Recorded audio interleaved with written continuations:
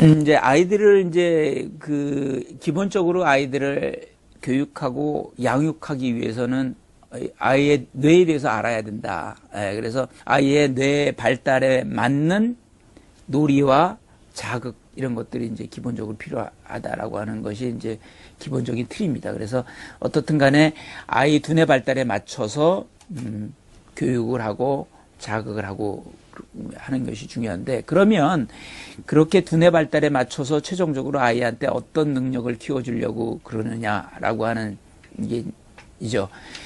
가장 중요한 것은 저는 두 가지라고 생각합니다. 결국은 아이들의 10세 때 IQ가 높은 아이들을 보면 그 아이들은 대개는 두 가지가 좋다는 거죠. 하나는 수용 언어 능력이 높아지고, 두 번째는 소근육 운동이 발달하는 것이 아이들이 10세 IQ가 높다라고 하는 거죠. 그래서 아이들이 그 두뇌 발달이 좋고 IQ가 높은 아이가 되게 하려면 결국은 수용 언어, 알아듣는 언어를 발달시키고 소근육 운동을 발달시켜야지 결국은 똑똑한 아이가 된다.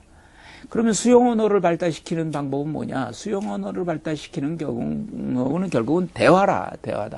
그리고 부모와 서로 상호작용하면서 눈 맞추고 하는 대화가 제일 효과적인 언어 발달이다.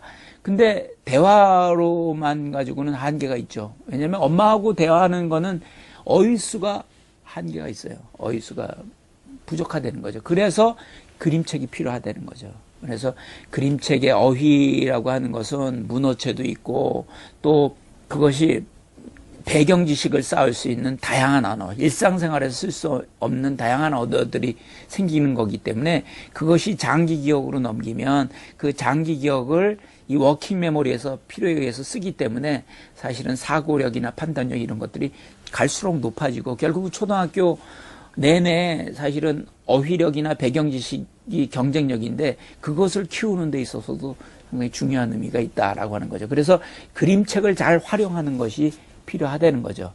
그 다음에 이제 중요한 것은 결국은 소근육 운동이다. 소근육 운동이라고 하는 것은 우리가 단순히 손의 발달이나 지능 발달을 위해서도 중요하지만, 자기가 손으로 만지고 하면 어떤 게 생기냐면 자기 주도성과 유능감이 생깁니다. 그래서 이제 이 놀잇감이나 놀이가 중요한 게 이 유능감이 생기기 때문에 그렇거든요. 그래서 유능감을 키울 수 있게 이제 다양한 놀잇감을 줘서 그 아이가 그것을 이용하게끔 해줄 필요가 있다라고 하는 거죠.